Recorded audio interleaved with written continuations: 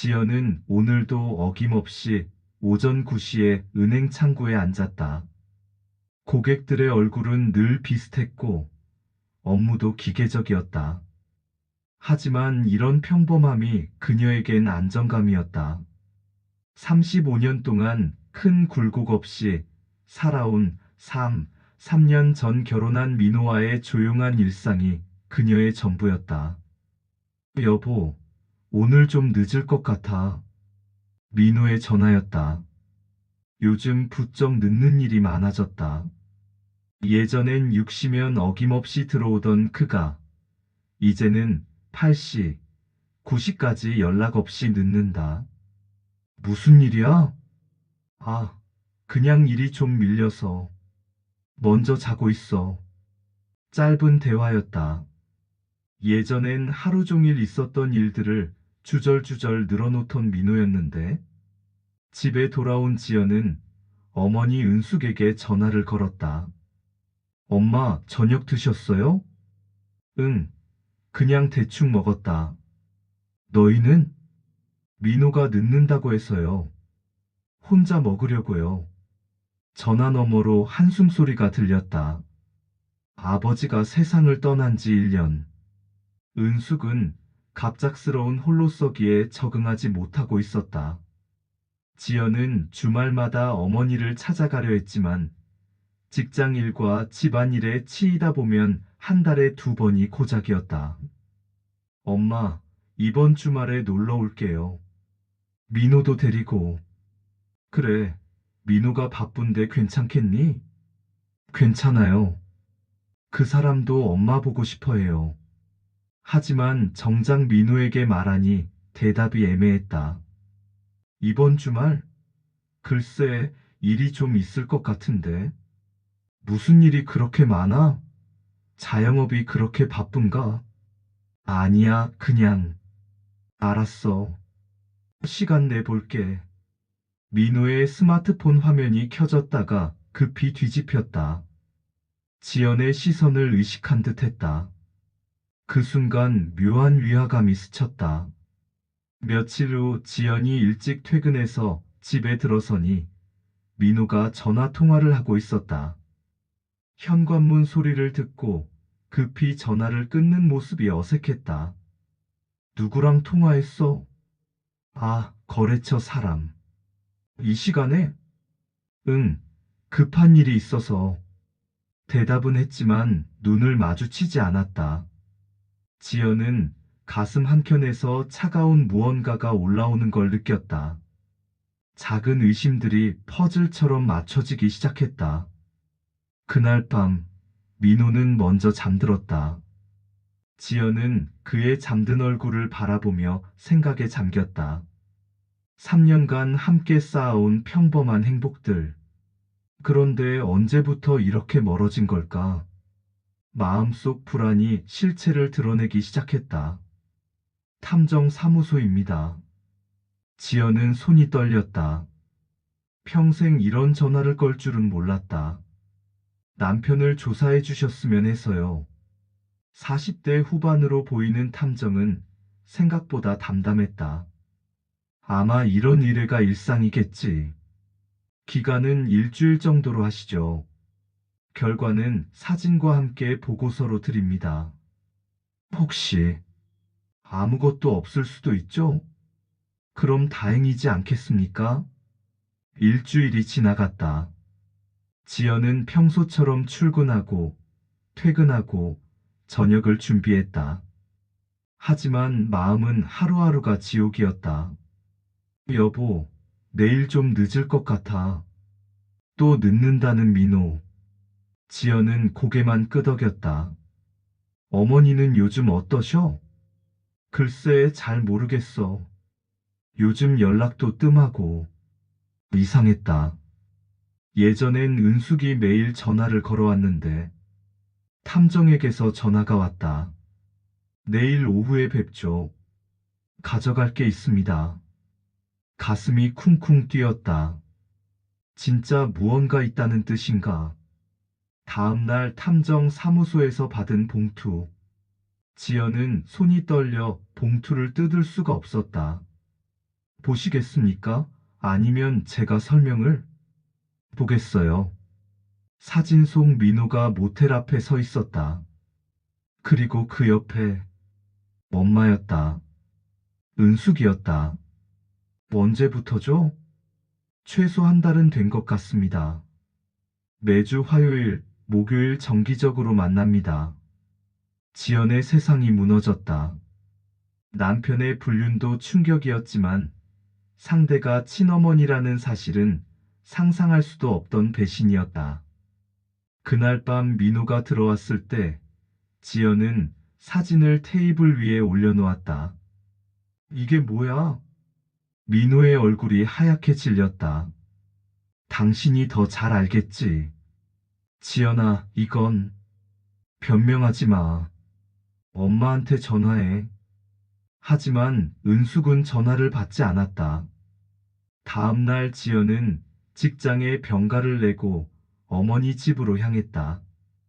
문은 잠겨 있었지만 비밀번호를 알고 있었다. 엄마.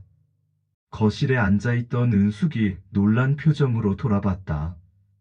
지연아, 왜 이렇게 갑자기?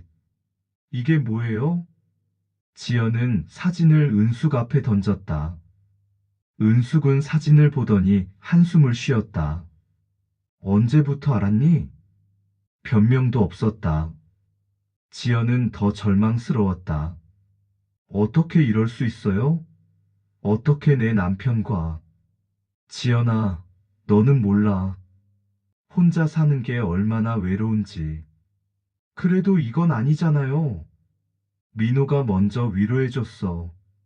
너는 바쁘다고 한 달에 한 번 오면서. 지연은 할 말을 잃었다. 자신을 탓하는 어머니를 이해할 수 없었다. 엄마, 혹시. 지연은 가장 두려운 질문을 꺼냈다. 임신한 거예요? 은숙은 고개를 끄덕였다. 그 순간 지연의 다리에 힘이 빠졌다. 소파에 주저앉으며 눈물이 쏟아졌다. 병원에 가봐야 정확히 알겠지만 아마 맞을 거야.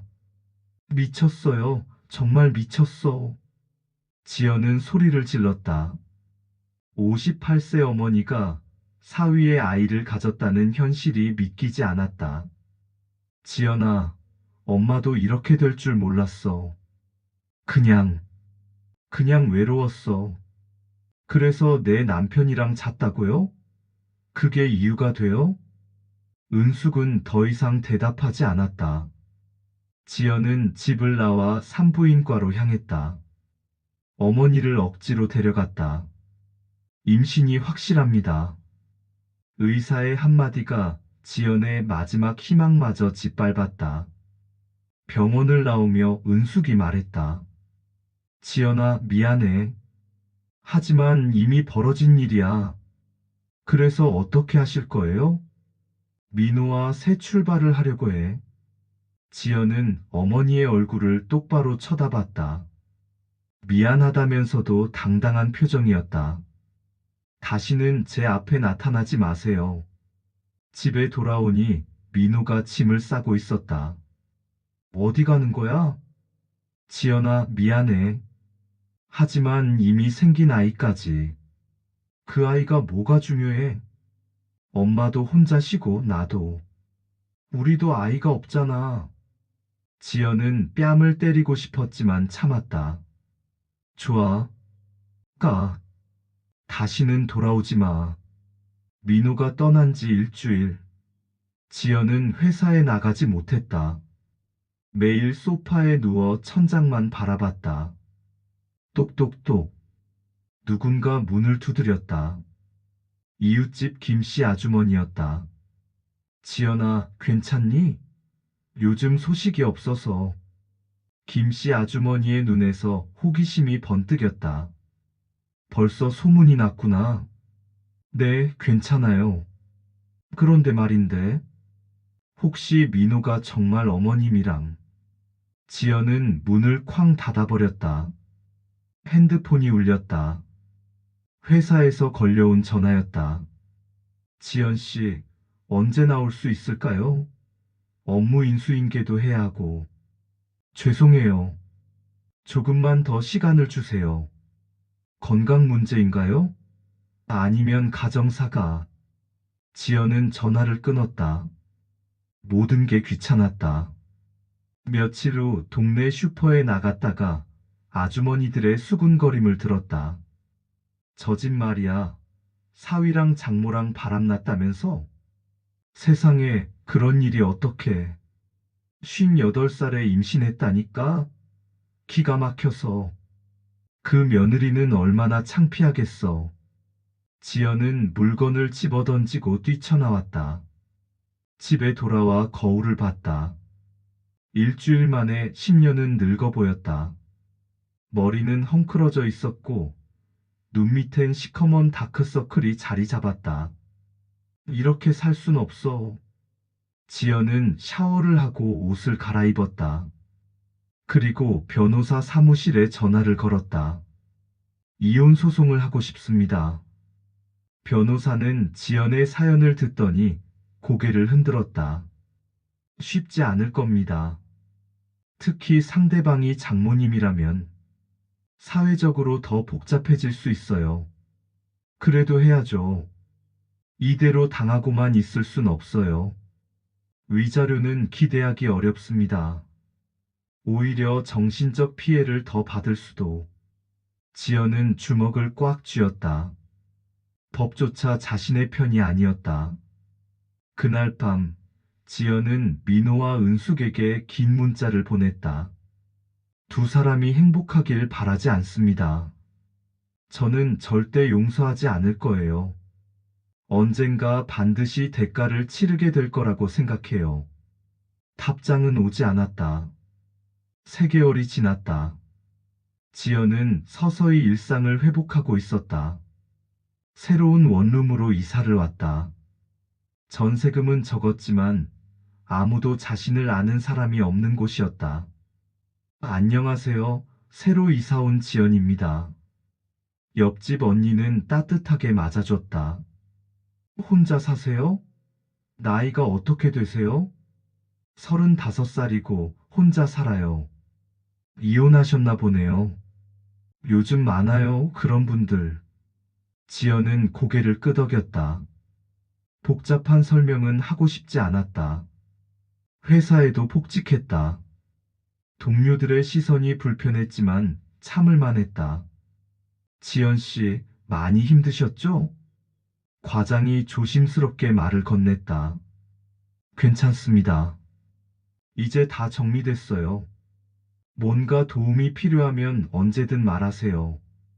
고마운 일이었다. 저녁에는 헬스장에 다니기 시작했다. 땀을 흘리면 복잡한 생각들이 조금씩 사라졌다. 처음 오셨나요? 옆에서 운동하던 남자가 말을 걸었다. 40대 초반 정도로 보였다. 네, 오늘이 첫날이에요. 저도 작년에 이혼하고 여기 다니기 시작했어요. 운동하면 마음도 정리돼요. 동질감이 느껴졌다. 주말에는 혼자 영화를 보러 가거나 카페에서 책을 읽었다.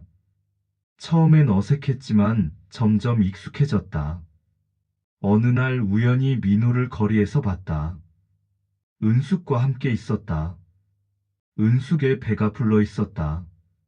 순간 가슴이 아팠지만 예전처럼 무너지지는 않았다. 잘 살아라. 지연은 그들을 피해 다른 길로 돌아갔다.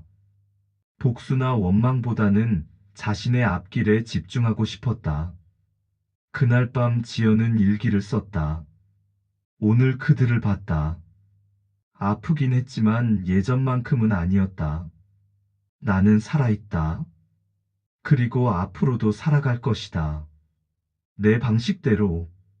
3개월 전에 지연과는 다른 사람이 되어 있었다. 더 강하고, 더 독립적이고, 무엇보다 자신을 믿게 되었다. 새로운 삶이 시작되고 있었다.